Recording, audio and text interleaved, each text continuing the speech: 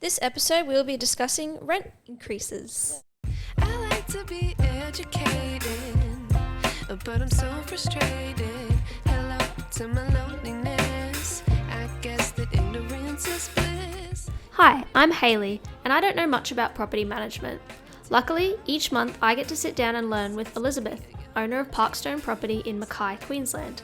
We tackle topics relevant to renters, investors, landlords, and property managers, providing education, tips and tricks, and hopefully breaking down some stigmas along the way. I wish I knew. But first, we have our milkshake. Oh, yes, the icebreaker. Oh, Go for it. is this going to be another deep and meaningful? You never you know think? with ChatGPT. What if they graced us Oh, with... okay.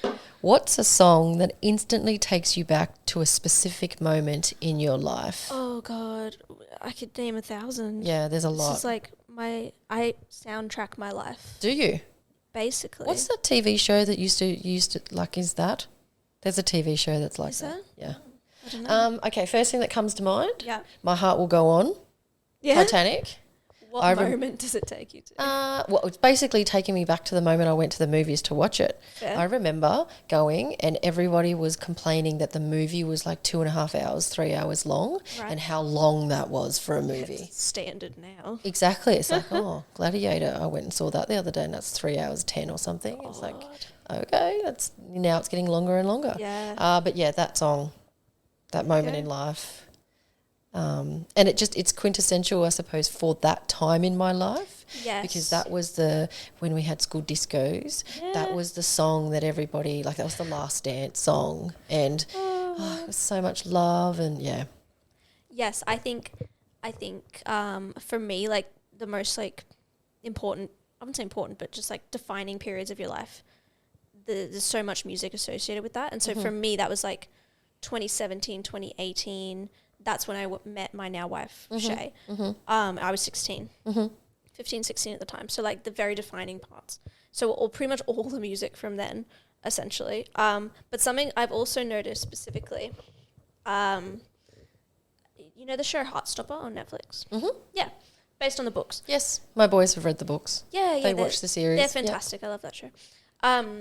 But there's a soundtrack that they used in season 1 and 2 of that show, amazingly picked, to the point where I didn't listen to any of those songs back then. Yeah, right. But because this show feels so close to my story and my experiences, now when I listen to those songs from the show, it makes me feel like being 16. Yes, But okay. I didn't listen to any of that music at the time. Do Yeah. you know what I mean? But just because it was so right. well made. Yes. So that's something I always find Yeah, interesting. right. There you go. Yeah. I must say the TV shows nowadays have got really good soundtracks. Yeah. And good, because it's such a big part of telling the story. I It think. is. It's all part of the emotion. Yeah. It's like even with TV commercials, there's so much emotion behind that music that runs in the background. It will pretty much dictate what emotion you are going to feel when watching that. Yep. Well, people's whole careers is just picking soundtracks and scoring. Yeah, Yeah. yeah. It's really big.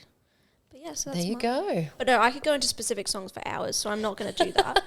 Well, thank you for sharing that small snippet. Yeah, just look up like best of 2018 or the Heartstopper Wow. soundtrack. And I don't even those are remember all 2017 and 2018. It was a while ago now. Yeah. It was a long time ago.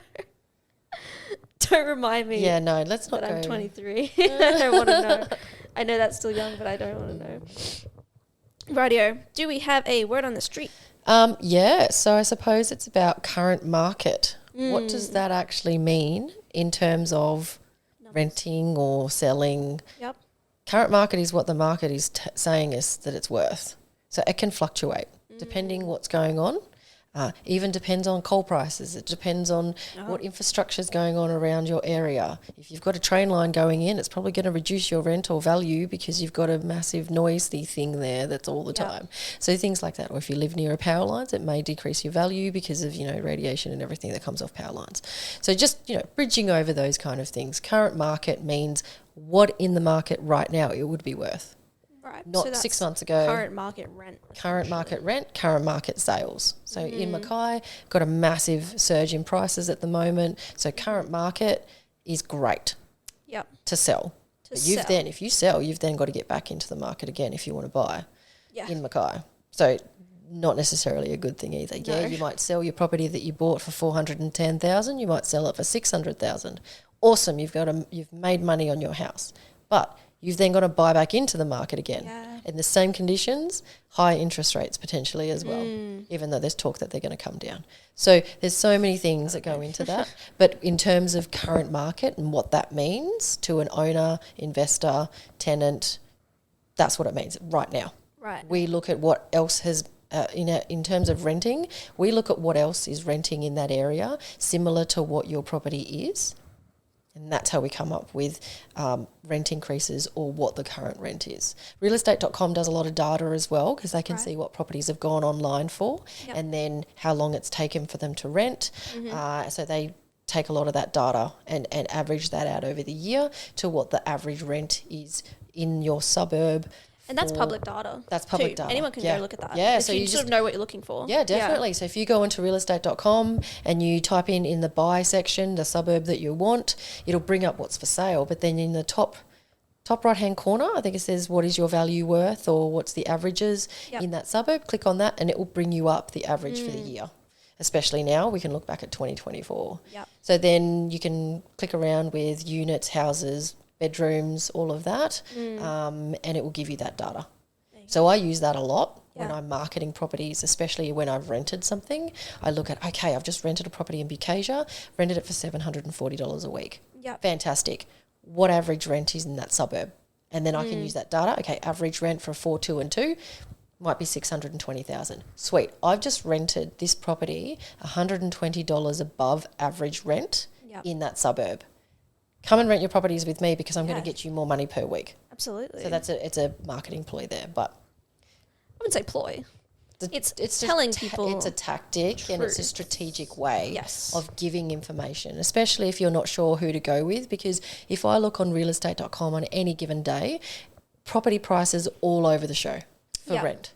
You might get, so my properties are a little bit more expensive than some, but I'm working for my owner and that's what all investors are looking for. Yeah. So if I have a property in Blacks Beach, for example, some agents may have them at $550 a week. They may not be exactly the same as something that I might be renting at $690, $710.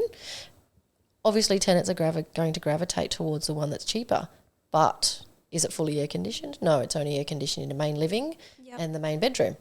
The other 3 bedrooms are not air conditioned. My bedroom at my property at 710. Fully air-conned, 2 living areas. So it also can depict what that property, what it features it has to what it's worth in current market. Exactly. Yeah. Yep. So, there you go. So that's our word of the day. Word on the street. Yeah, word current market. Yeah. What am I doing? I'm on a different podcast today. But yeah, leads us into rent increases. So we're talking about increasing rent during... or just in general, because this is something that confuses me actually a lot because it changed about how often people can increase the rent. Yes. And I understand sort of how it works, but I can never quite wrap my head around it.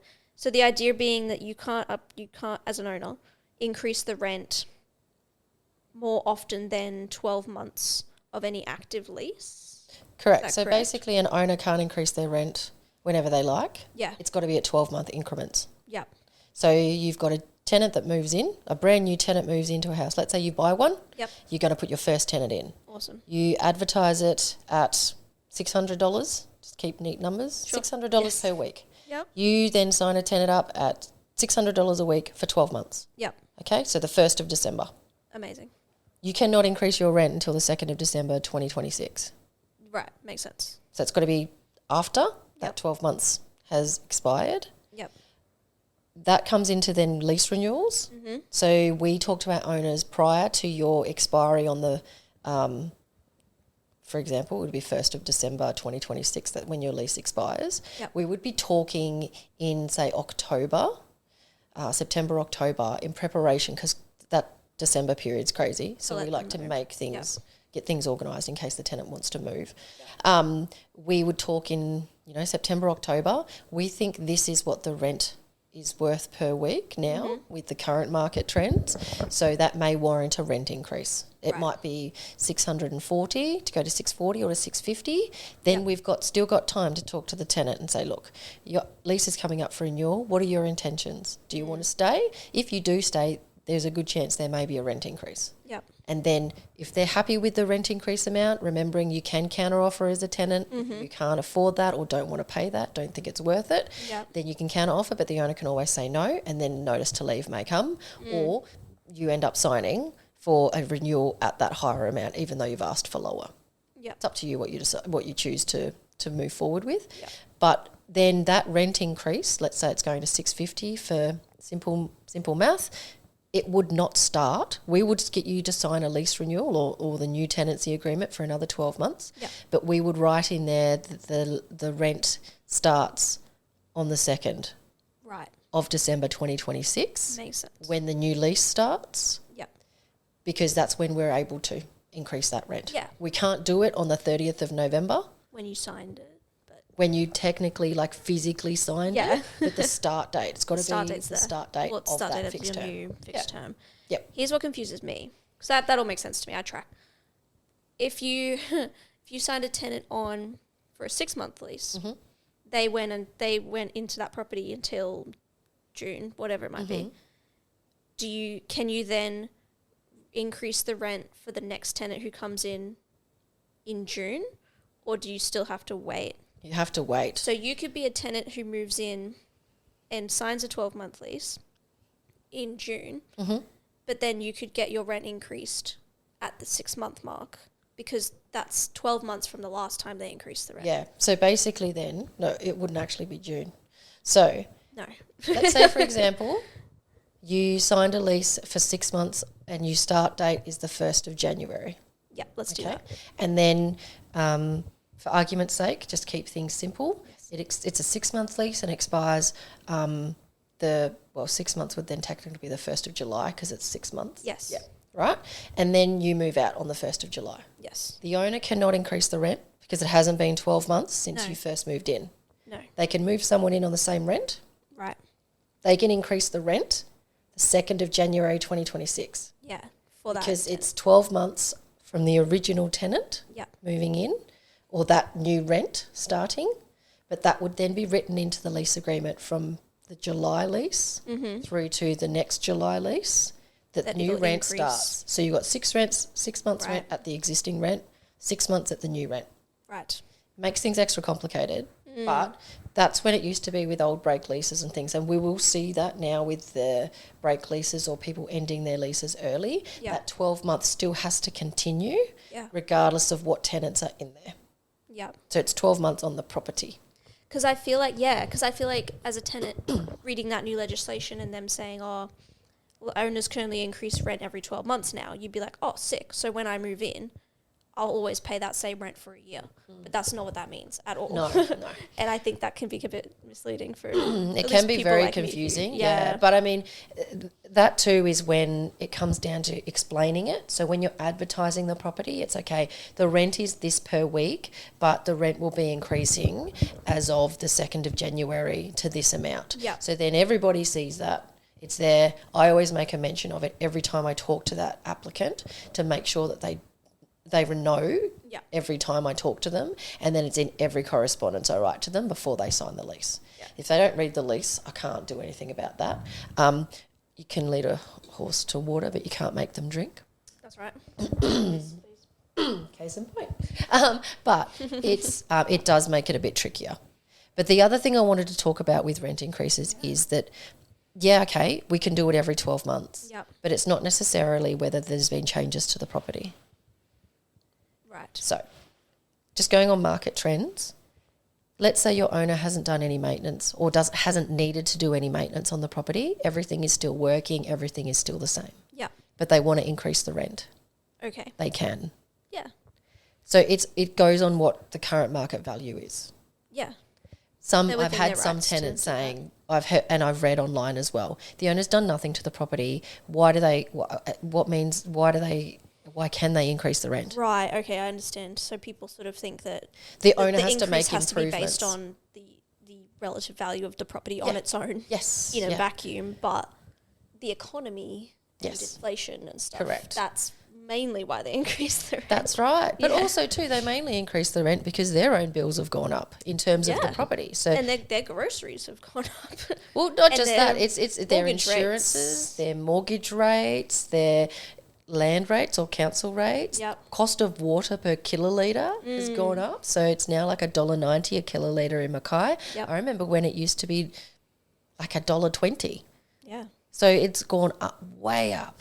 Yeah. And now it's like $2.97, I think, if you go over a certain kilolitre Gee. over a 6-month period. Yeah. So, water is precious. So it's making us more aware of what we're using. Yep. And the change in legislation of 100% water efficiency, like water efficiency certificates for tenants to be able to pay or be asked to pay 100% water usage, basically meaning you pay for what you use, which it should have been anyway from get-go. I always thought that how it was.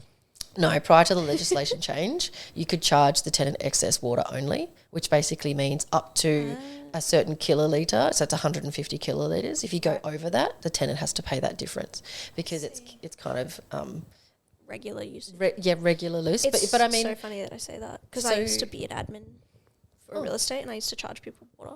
Yeah. So that's obviously must have been what I was charging them was the excess. Yes, was the excess. So now with legislation, Yeah. you have to have that water efficiency certificate to be able to charge your tenant. You've also got timeframes. You have to get that water notice to the tenant via your property manager, and if you don't get it within that time frame, you can't charge them. So it really makes your property manager more aware, more competent, more organised, and to chase you for that water notice if you haven't received it. But more importantly, it's having that water efficiency certificate to make sure that property has got the correct flow rate. I see.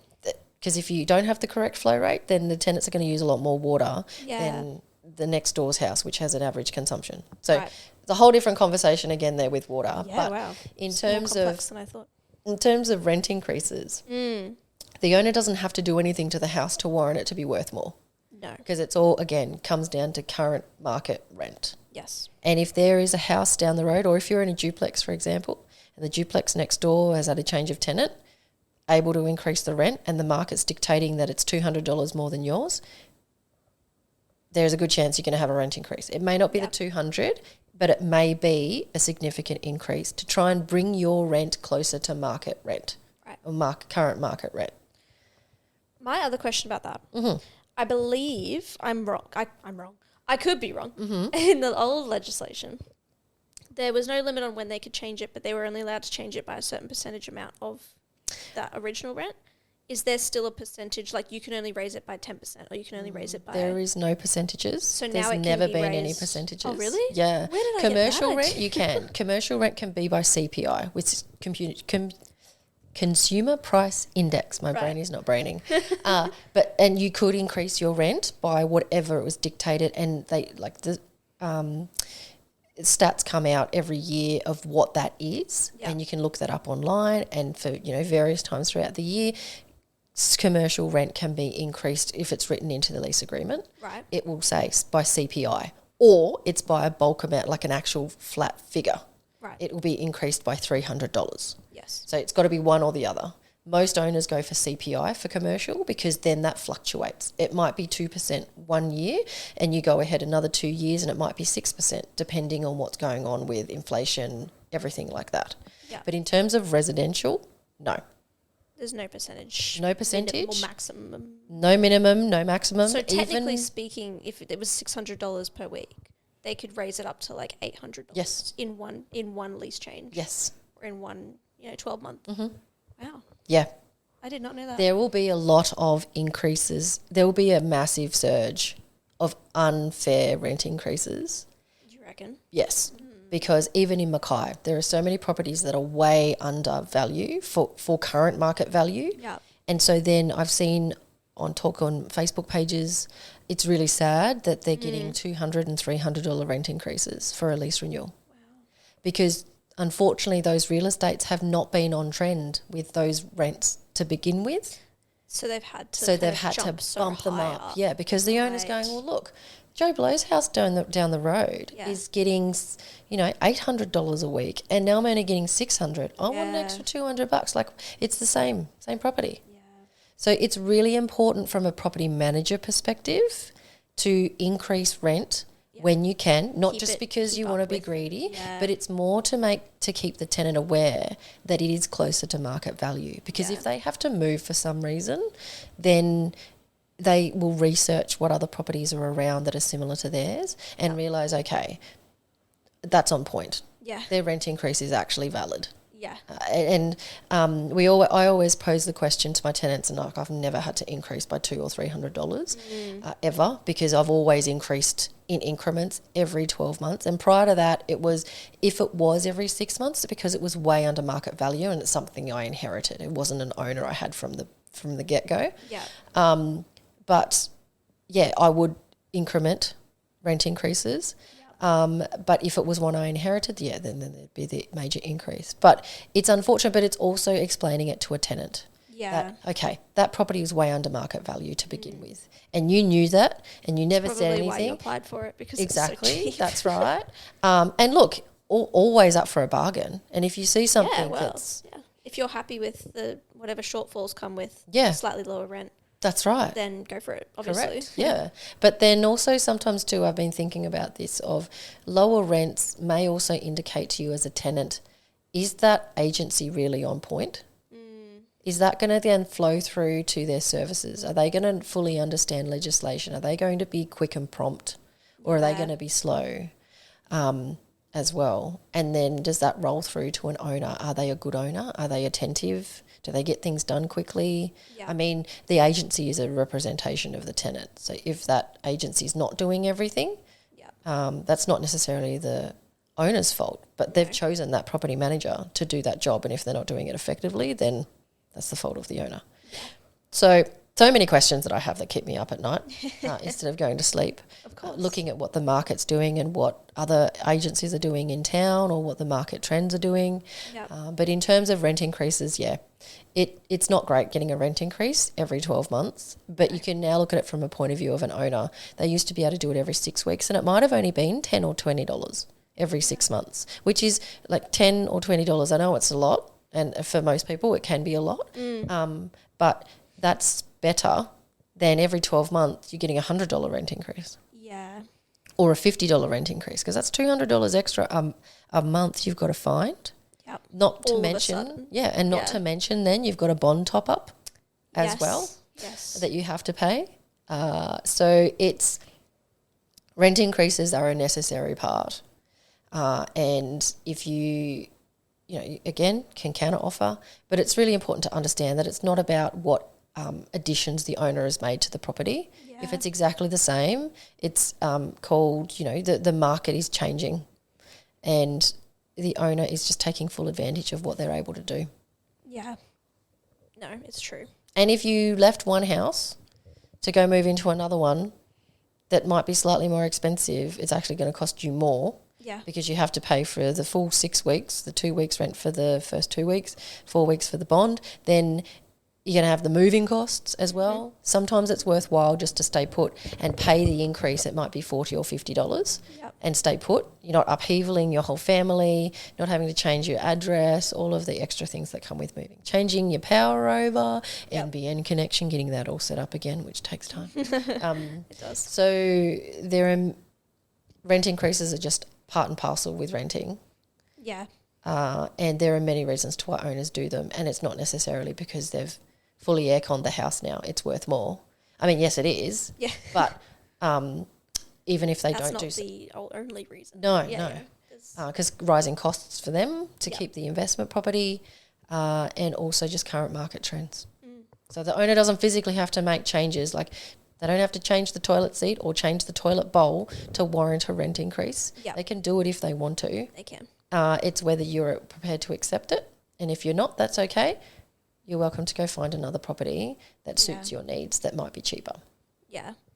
It is. I think it is just such a controversial kind of discussion, I think, because a lot of people, especially Gen Z people, there's a lot of grievance around people who own lots and lots of investment properties and perhaps have already paid off the mortgages on those and just own them and are just profiting off of them. And it's sort of kind of like, you know, like, what are they raising the rent for? And you're like, they've got enough money. They don't need it, they don't need to do that. But it's an interesting point you make about the fact that if you don't raise it to align with the fluctuating market, if you keep it at that low point, eventually someone else might obtain that property and then boost it up anyway. Exactly. So even if you stayed there, you know, it might actually end up being worse if they don't slowly keep track of the increase. So think of it in this way. If you're a tenant and your investors kept your rent really low, they may have to sell it because they can't afford it anymore. Yeah. And then you get an investor who buys it, jacks your rent up, and then it becomes profitable. Yeah. So and then that's a huge increase all at once. It's a massive increase all at once. And you're left kind of just having to deal with that. So and I mean, I think tenants need to understand as well, we've all got to start somewhere. Those people that have got investment portfolios, they've taken massive risks themselves financially. Property is not an easy investment. No. There's so many factors, contributing factors that where it could go wrong. So many things that could go wrong with investment. Very labour-intensive investment as well, property. Can be very, very expensive as well. Yeah. If you have bad tenants in a property, you're then out of pocket maybe 10 grand. You may not be able to get back depending on your insurance. But so it's maybe it's a bit of tall poppy syndrome. It's like the victim mentality of, you know, why do you need to increase the rent? It's like, well, we've got bills as well. And yes, okay, that owner may be at a point where they're earning money off those properties, but good on them. They've probably gone the hard slog for 10 or 15 years, having to top up those mortgages because the property market was bad and the rent wasn't covering the mortgage repayments. So now it's just gone in a different cycle now into, okay, all those hard years have actually paid off. They stuck through that and now they're reaping the rewards because they went through those hard slogs. So it's easy and off the cuff to say or to think, oh, they don't need the money. Why, you know, it's another rent increase and, you know, they've got lots of money, but they've gone through a lot of risk financially themselves to get there, to have those investments. And like I've said before in other podcasts, if we didn't have investors, you'd have no house. Yeah. So you can't keep knocking them down. Investors have a purpose. I mean, I suppose it's just trying to find somebody to blame for wider societal issues. And I mean, I could get very controversial with this, and I maybe even cut this out. But it's sort of like maybe take a step back and look at kind of the mechanisms in play that continue to create a very rich 1% and a very poor 1%. And, you know, trying to eliminate the middle class and all this sort of very, very political stuff. But that's, I guess, what you're really angry at deep down. But the landlord, the owner, the investor becomes that person to blame because they're the ones getting the money that you're paying to the rent. Correct. So but more often than not, they're not. Those properties are not necessarly positively geared, which means that the rent is covering the mortgage repayment and then some. Yeah. But I mean, as an investor or an owner, if your property needs a new hot water cylinder, you've got no choice but to spend that $1,500, $2,000 in one go. Yeah. You've got to come up with that money somehow, and the tenant needs hot water. So you have to pay it. So it's not all rainbows as an investor because there is so much more responsibility financially, not only for your own house. You might live without hot water for 3 weeks because you can't afford to pay for a new hot water cylinder. But if your tenant needs one, you've got to do it straight away. It's kind of like investing in properties, like buying a living, breathing entity that you have to look after. Yep. It's like, when you think about it, it's not just a house on land that you're just raking in the money. That's from. right. Like no, definitely not. You're looking after that thing like it's alive. Yeah. Correct. Yeah. So it's a huge, huge misconception that owners are wealthy and they're just sitting on the beach having a pina colada. It's like or that they're inherently doing things just out of greed and not out of necessity a lot of the time, or out of just reacting to the market that affects them. That's right. Yeah. And that's their job, because we don't know how long this great market's going to last. So we need to capitalise on that for as long as we can, so that we can set up our owners for when that market does drop, and it will at some point, that we've got a nice little nest egg for them, that it can actually survive that storm.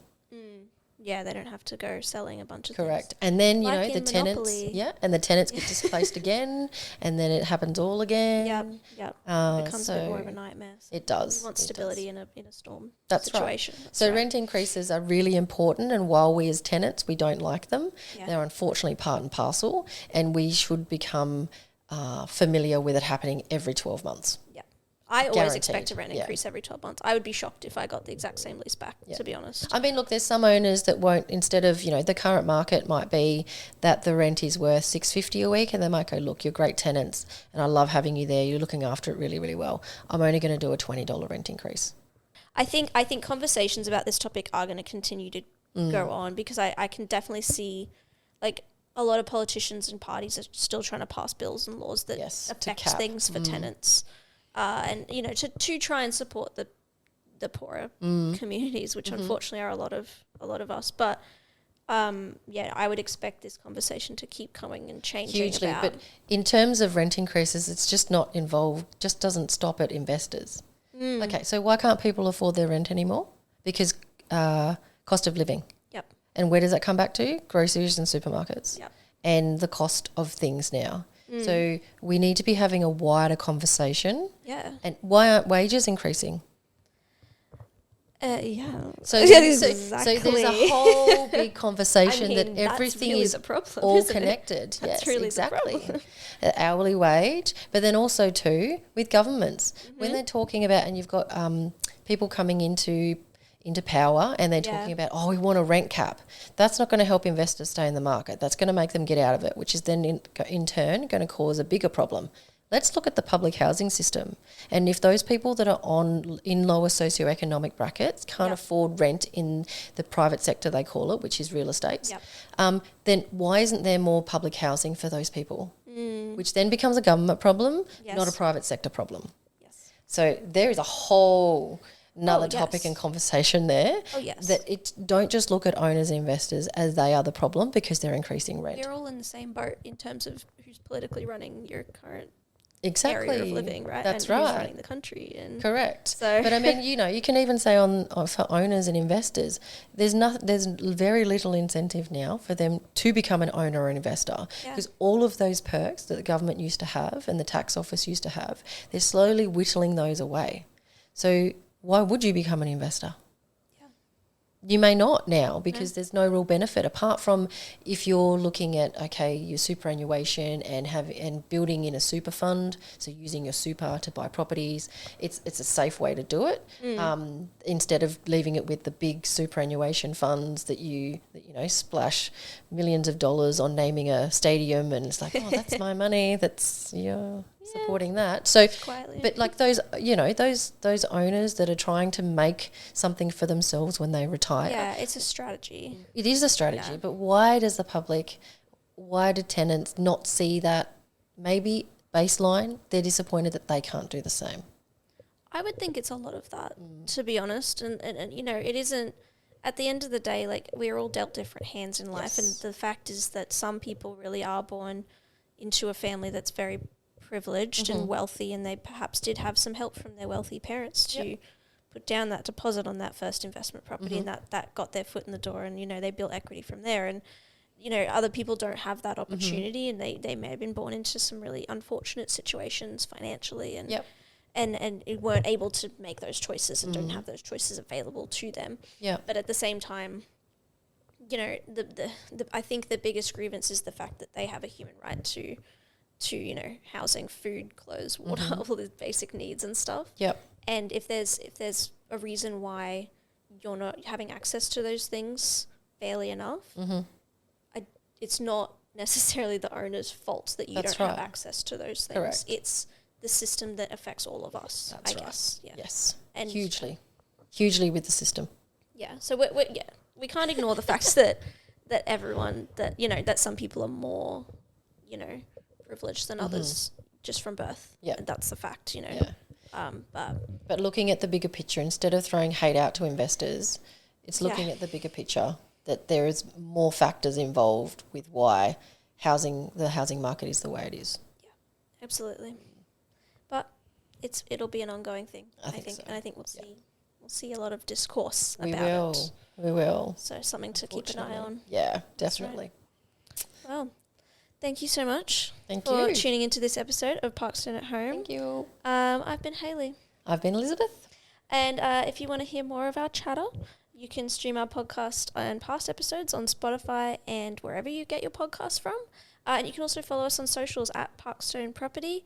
And we'll post shorts from these recordings and just other updates from Parkstone Property Agency. But we'll see you in the next episode. Oh, fabulous. See ya. Bye. This podcast was recorded on Gubby Gubby land in Moreton Bay.